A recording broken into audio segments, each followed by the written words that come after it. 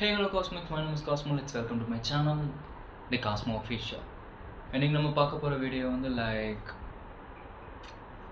Gen Z hate society. Gen Z வேறு யாரும் இல்லை, நான் அண்ட் 20 அதாவது 2000லேருந்து 2007-8 வரைக்கும் பிறந்தவங்கலாம் Gen Z. ஸோ அப்படி இருக்கும்போது Gen Z எதுக்காக இந்த சொசைட்டியை ஹேட் பண்ணுறாங்க, எதுக்காக இவ்வளோ அளவு கடந்த ஹேட்? ஏன்னா நானுமே ஹேட் பண்ணுறேன், நானுமே இந்த சொசைட்டியை ஹேட் பண்ணுறேன். சொசைட்டினா ஃபர்ஸ்ட் யார்? சொசைட்டி எப்படி க்ரியேட் ஆகுது, அண்ட் இங்கே இருக்கிற நார்ம்ஸ் அண்ட் ரூல்ஸ் இதெல்லாம் எப்படி க்ரியேட் பண்ணப்படுது, அது யாருனால க்ரியேட் பண்ணப்படுது, இது எதுவுமே எனக்கு தெரியாது, ஜென்ஸியான எங்களுக்கும் தெரியாது. பட் கொஞ்சம் கொஞ்சமாக தான் எங்களுக்கு தெரிய வருது, இதெல்லாம் ரேண்டமாக க்ரியேட் பண்ண ஒரு ரூல்ஸ், அதுவும் நம்ம இல்லாத இந்த இப்போ இருக்கிற உலகத்துக்கு சம்மந்தமே இல்லாத சிலர் எழுதி வச்ச ஒரு ரூல்ஸ். அதாவது பொண்ணுங்க இப்படி தான் இருக்கணும், பசங்க இப்படி தான் இருக்கணும், இங்கே இந்த விஷயம் இப்படி தான் நடக்கணும், இவ்வளோ கல்ச்சுரலிஸ்டிக்காக இருக்கணும், கல்ச்சரை பாதுகாக்கணும், அது ஓகே தான். பட் ரொம்ப ஓவராக கல்ச்சுரலிஸ்டிக்காக இருக்கணும்னு சொல்லிட்டு கட்டுப்படுத்துறது, அந்த இப்போதைக்கு இருக்கிற ட்ரெண்டான ஸ்டைலான ட்ரெஸ்ஸஸ்லாம் போட விடாமல் சாரீ கட்டுங்க, துப்பட்டா போடுங்க தோழி. காலேஜ் போயிருந்தேன், SRM காலேஜ், அங்கே ஒருத்தவங்க என்ன சொல்கிறாங்கன்னா துப்பட்டா கண்டிப்பாக போட்டேன்னு சொல்கிறாங்க. எனக்கு ஒரு மாதிரி ஆயிடுச்சு, என்னடா துப்பட்டா போட்டா என்ன போடலாட்டி என்ன, அதனால் என்ன பிரச்சனை வரப்போகுதுன்ட்டு ஒரு அது மூலமாக எனக்கு ஒரு ஹேட் வந்துச்சு. ஆனால் சொல்கிறவங்களும் அவ்வளோ வயசானவங்களாம் இல்லை, அவங்களும் சேம் இந்த ஏஜில் இருக்கிறவங்க தான். ஒரு 25 அந்த மாதிரி. கை வலிக்குதுப்பா,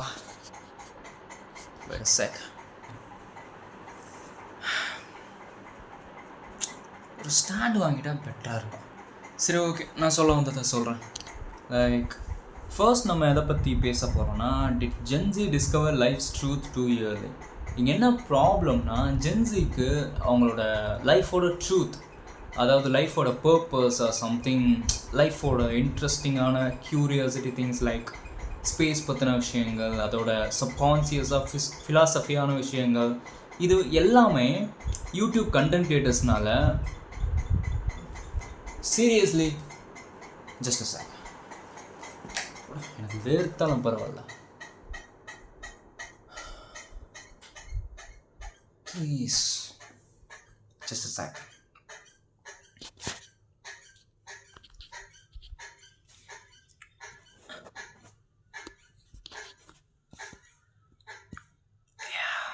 ஓகே,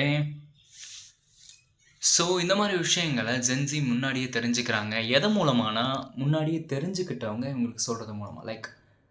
எனக்கு நான் எப்படி என்னோடய லைஃப் பர்பஸ் அண்ட் எனக்கு என்ன பிடிக்கும் என்ன பிடிக்காது, நான் எதனால் நான் ஃபோர்ஸ் பண்ணிகிட்டு இருந்திருக்கேன், what is the identity crisis, அதோட மிசோஜனிஸ் தான் என்ன, நம்ம ஏன் அப்படி இருக்கணும், எதனால் அப்படி தள்ள போடுறோம், எல்லாத்த பற்றியும் கொஞ்சம் கொஞ்சமாக தெரிய வந்துச்சு.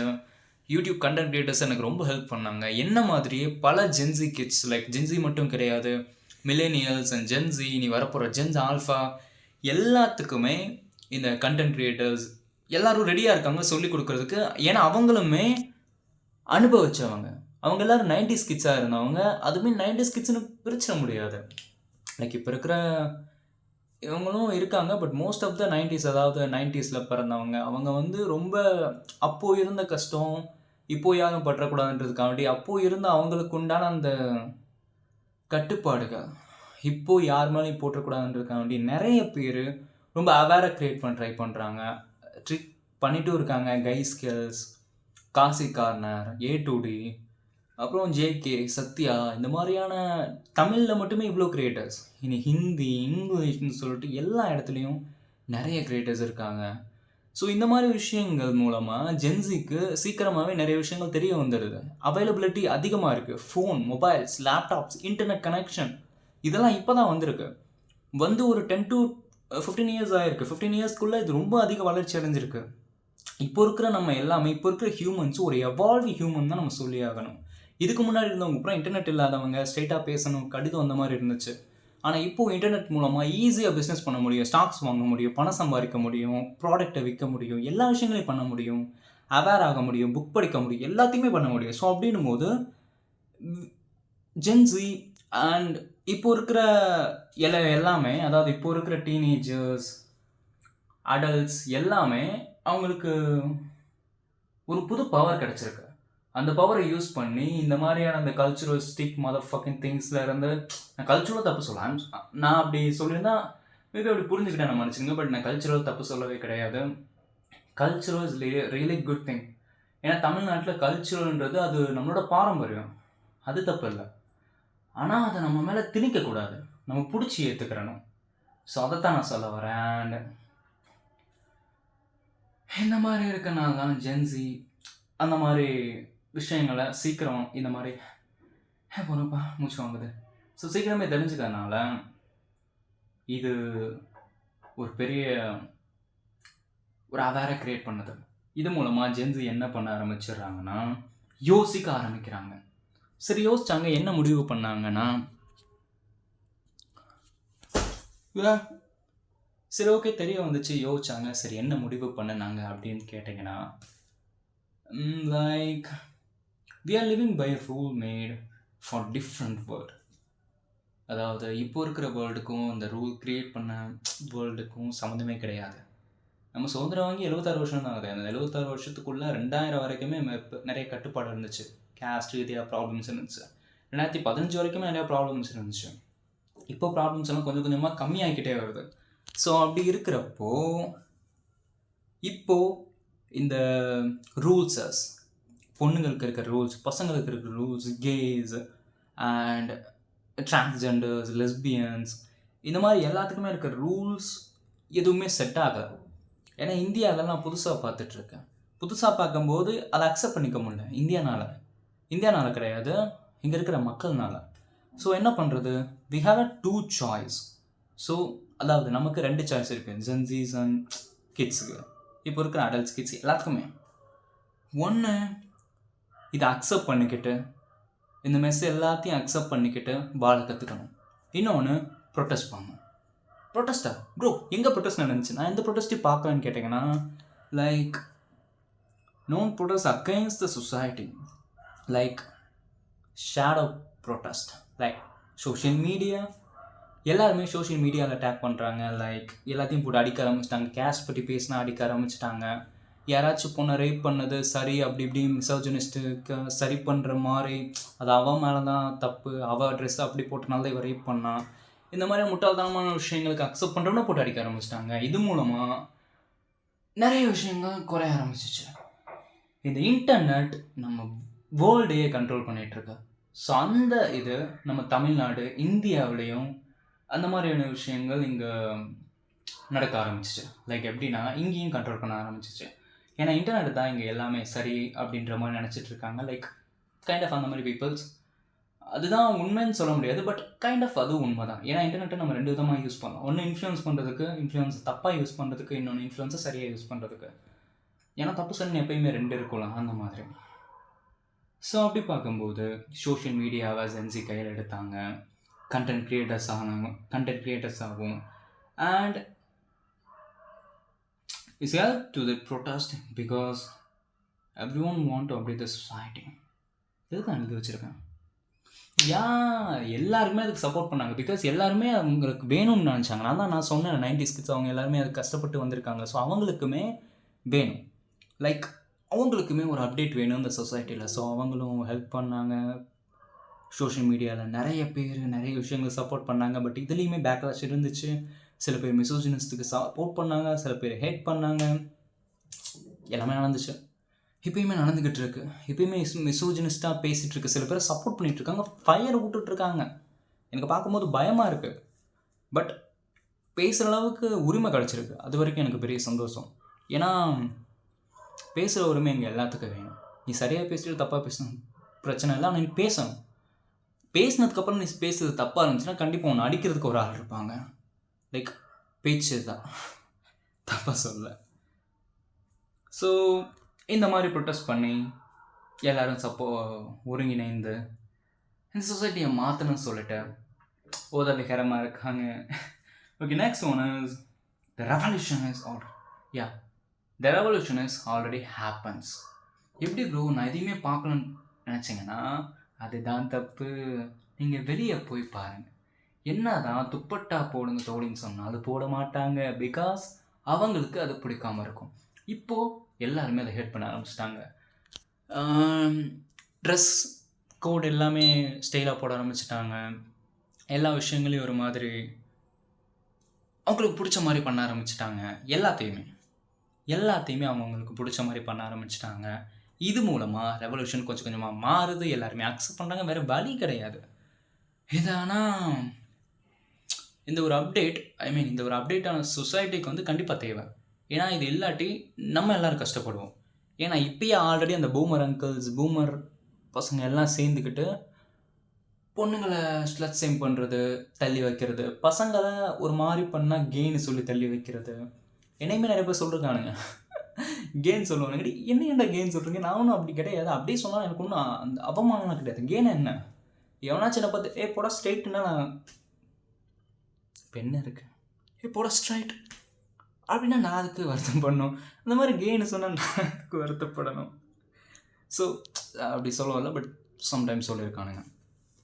ஸோ அப்படி இருக்கும்போது ரெவல்யூஷனை க்ரியேட் பண்ணிட்டாங்க. இது ஒரு பெரிய வெற்றிக்கு வழிவகுக்கும் நம்புகிறேன். இப்போ அந்த ரெவல்யூஷன் நல்லபடியாகவே போய்கிட்டு இருக்கு.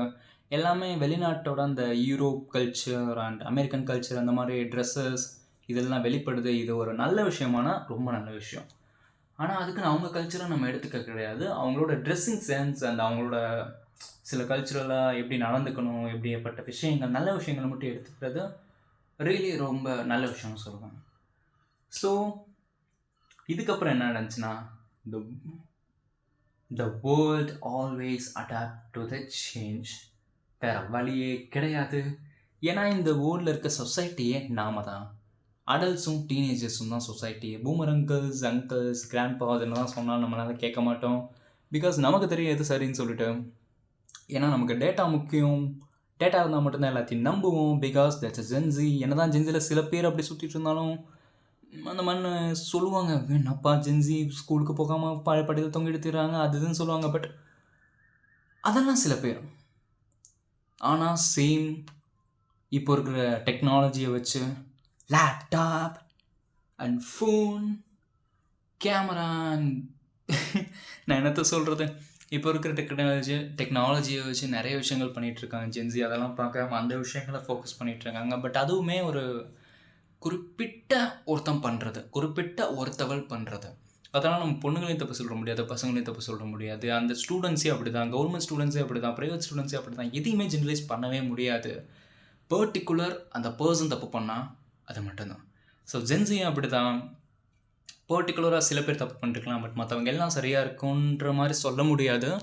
பட் எல்லோரும் அவங்கவுங்க விஷயத்தில் சரியாக இருக்கும். என்ன தான் நாங்கள் நிறைய டேட் போய், நீங்கள் என்ன சொல்கிறது என்ன, நிறைய டேட் போகிறோம், நிறைய இடத்துக்கு சுற்றுறோம், அந்த மாதிரி விஷயங்கள் தானே சொல்கிறேங்க.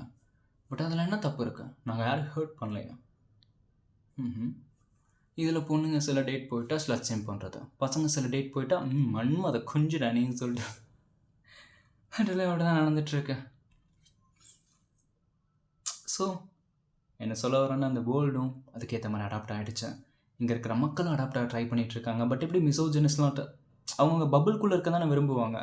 பபுளை விட்டு எல்லாம் வெளியே வர விரும்பவே மாட்டாங்க. ஸோ அப்படி இருக்கும்போது இங்கே நிறைய பபுள் இப்போ உடைய ஆரம்பிக்குது. பபுளை விட்டு எல்லாம் வெளியே வராங்க. கொஞ்சம் கொஞ்சமாக அந்த சொசைட்டி மாறுது, வேர்ல்டு மாறுது, இந்தியாவே மாறிக்கிட்டு வருது. பட் அது இப்பயே நடக்காது. இது ஒரு 100 இயர் ப்ராசஸ். 100 இயர்லாம் கிடையாது, இன்னொரு 50 இயர்ஸில் மாறிடும். 50 இயர்ஸில் எல்லாமே அப்படியே மாறிடும். அதிலே ஒரு நல்ல ஒரு கல்ச்சர் அண்ட் ஒரு நல்ல பீப்புள்ஸ் இருக்க சொசைட்டியாக கண்டிப்பாக மாறும். என்னப்பா ரொம்ப முன்னேறின சொசைட்டியான அமெரிக்காவில் நிறைய ப்ராப்ளம் இருக்குது. அமெரிக்கன்ஸ்குள்ளே பிளாக்கு ஒயிட்டுன்னு பிரித்து அடிச்சிட்ருக்கானுங்க. ஆனால் இப்போ தான் அதுவுமே சரியாகிக்கிட்டு வருது. ரேசிசம் அண்ட் இந்த மாதிரியான நிறைய விஷயங்கள் இன்னும் நடந்துக்கிட்டு தான் இருக்குது. ஸோ யாருமே இங்கே பர்ஃபெக்ட் கிடையாது. இன்னும் கொஞ்சம் கொஞ்சமாக சரியாக மாறிக்கிட்டு வரோம். பர்ஃபெக்டாக கிடையாது, சரியா இன்னும் நிறைய வித்தியாசம் இருக்குது. And this isn't about being right. This is about change the future. எல்லாரும் என்ன யோசிப்பாங்கன்னா, ஓகே இது ஒரு லைக் கைண்ட் ஆஃப் இப்போ இருக்கிற விஷயங்களை மாற்றணும். பிகாஸ் ஆஃப் இப்போ இருக்கிறவங்களுக்கு இது கிடைக்கணும், இப்போ இருக்கிறவங்களுக்கு ஒரு ஃப்ரீடம் கிடைக்கணும், அந்த மாதிரி கிடையாது. ஃப்யூச்சரில் அப்படி எதுவும் நடந்துடக்கூடாது. இனிமேல் வர ஃப்யூச்சரை நம்ம கொஞ்சம் கொஞ்சமாக சேஞ்ச் பண்ணணும். பிகாஸ் அது நம்ம கையில் தான் இருக்கு. ஏன்னா அப்துல் கலாம் தான் சொல்லியிருக்காரு, நம்ம தான் இந்த வேர்ல்டை இந்தியாவை மாற்றணும்னு சொல்லிட்டு போயிட்டு ரெக்கார்ட் ஆகுது. ஸோ அப்துல் கலாம் தான் சொல்லியிருக்காரு, இந்தியாவின் எதிர்கால தூண்கள் இளைஞர்கள்னு சொல்லிட்டு செஞ்சிடுவோம் என்ன பண்ணணும்னு சொல்லிட்டு. நிறைய பேர் அன்எம்ப்ளாய்டாக இருக்காங்க, நிறைய பேர் ஒர்க்குக்கு போகிறாங்க. ஸோ அதுக்குன்னு அன்எம்ப்ளாய்டாக இருக்காங்க, ஒர்த்லெஸ்ஸான ஒர்க்குக்கு போகிறவங்க ஒர்த்தானவங்கன்னு சொல்ல முடியாது. Everyone has a chance to prove our self. அப்படி மற்றவங்கள ப்ரூவ் பண்ணணும்னு அவசியம் இல்லை. அவங்களுக்கு அவங்க ஒரு நல்ல சேலரி, அவங்களுக்கு பிடிச்ச விஷயத்த பண்ணால் 15,000 அவங்களுக்கு ஓகே தான். 1,00,000 2,00,000 சம்பாதிக்கணும்னு அவசியம் இல்லை. அவங்களுக்கு பிடிச்ச வேலையை பண்ணிக்கிட்டு பிடிச்சதை பண்ணாலே ஓகே தான். கண்டிப்பாக அவங்க முன்னேறுவாங்க. அதோட ஃப்யூச்சர் எதை நோக்கி போகணுன்னா சரியான விஷயங்களை நோக்கி போகணும். ஏன்னா ஃப்யூச்சரில் இந்த மாதிரியான மிசோஜினிசம், நாசிசம், அதோட இன்னும் நிறைய இது இருக்குது. பட் எனக்கு தெரிஞ்சது இந்த 2-3 விஷயங்கள் தான். அதுவுமே எனக்கு இப்போது சரியாக ஞாபகம் வர மாட்டேங்குது. இந்த மாதிரியான பீப்புள்ஸ்லாம் நிறைய பேரும் இங்கே இருக்காங்க. மற்றவங்கள கண்ட்ரோல் பண்ணணும், மற்றவங்க நம்ம கண்ட்ரோல்குள்ளே வைக்கணும். இந்த பாண்டியன் ஸ்டோர்ஸில் என்ன சொல்லுவாங்க தெரியுமா? நான் ஒரு விளம்பரம் பார்த்துட்டு இருந்தேன். அப்போது கடையில் வேலை பார்த்துட்டு இருக்கும்போது அவங்களோட பாண்டியன் ஸ்டோர்ஸ் அது நார்மலான ஒரு இது தான், ஓகே அக்செப்டபிள். பட் அது யார் பார்க்குறா? ஃபேமிலி யார்? நம்ம ஃபேமிலி என்ன கன்சியூம் பண்ணுறாங்க அந்த விஷயங்களை. ஸோ கடையில் வேலை பார்க்க வந்தால் அவனை பொறுமையாக கையாளணும். ஆனால் இதே நம்ம குழந்தையா இருந்தால் அவனை ஃபோர்ஸாக என்ன வேணால் பண்ணலாம். பிகாஸ் என்ன சொல்லுவாங்க தெரியுமா? சார் அவன் என் குடும்பம் சார், என்னடா அதோட கோப்பால் உன் குடும்பம் என்ன வேணா பண்ணுவேன், ஃபோர்ஸ் பண்ணுவேன், அந்த மாதிரி தான் எனக்கு இருந்துச்சு. ஏன்னா அது அப்படின்ட்டு பார்த்துட்றாங்க. ஸோ அந்த மாதிரியான விஷயங்கள் எல்லாம் மாறணும். அப்படி மாறணுன்னா சினிமா அண்டு நாடகங்கள் இதெல்லாம் தான் அடித்தளம் ஃபேமிலியோட. அது எல்லாத்தையும் கொஞ்சம் சரி பண்ணால் மட்டும்தான். ஃபிலிம் இண்டஸ்ட்ரி தான்ப்பா இங்கே எல்லாமே. அதை தாங்க நிறைய பேர் ஒரிஜினலாக நம்பிட்டு இருக்காங்க. ஸோ அப்படிப்பட்ட ஃபிலிம் இண்டஸ்ட்ரியில் கொஞ்சம் ரியலிஸ்டிக்காகவும் கொஞ்சம் இந்த வேர்ல்டை சேஞ்ச் பண்ணுற மாதிரி நிறைய மூவிஸ் வந்துட்டுருக்கு. அந்த மாதிரியான மூவிஸ் இன்னும் கொஞ்சம் பெட்டராக ஆச்சுன்னா இந்த வேர்ல்டு சேஞ்ச் ஆகிக்கிட்டு இருக்குது. ஃபிலிம் இண்டஸ்ட்ரி ஒரு முக்கியமான ஒரு இடத்துல இருக்குது இந்த வேர்ல்டோட சேஞ்சில். அதாவது இந்த தமிழ்நாட்டும் இந்தியாவோட சேஞ்சஸ் ஆஃப் பீப்புள்ஸ் ரியலி ரொம்ப சேஞ்ச் ஆகிருக்காங்க சினிமா பார்த்து ரொம்ப நல்லபடியாக. ஸோ அப்படி இருக்கும்போது இந்த சேஞ்ச் ஃப்யூச்சர் கண்டிப்பாக நடத்தும். ஃப்யூச்சரில் இன்னும் பெட்டராக நம்பலாம். ஐ ஹோப் ஜென்சியோட ப்ரொட்டஸ்ட் அண்ட் அதுக்கு ஹெல்ப் பண்ண 90s கிட்ஸ், மில்லேனியல்ஸ் எல்லாத்தோட ப்ரொட்டஸ்ட்டும் இன்னும் சில வருஷங்களில் நிறைய வரும் நம்பலாம். ஆனால் நம்மளோட பசங்களுக்கு அப்படி இருந்துடக்கூடாது. நம்ம அவங்களுக்கு ஃப்ரீடம் கொடுக்கணுன்றதில்ல, ஃப்ரீடமாக எடுக்காமல் இருந்தால் போதும், அவ்வளோதான். ஓகே காஸ்மிக்ஸ், ஐ ஹோப் நான் சொல்ல வரது உங்களுக்கு புரியும்னு நினைக்கிறேன். வெயிட் பண்ணுங்கள், ஸ்கிரிப்ட் இருக்கு. என்னன்னா Gen Z is a dumb blah blah blah சொன்னாலும் always Gen Z wants change, and what I think no one is tell was me. I enjoy it, but it is works. A lot of people change the perspectives, and now it's not finished, but it's gonna be definitely good and best because I'm also Gen Z, and and I know what we ought to do. So stay peace of your life, Cosmics. See you in the next video. Until then, stay peace. Bye.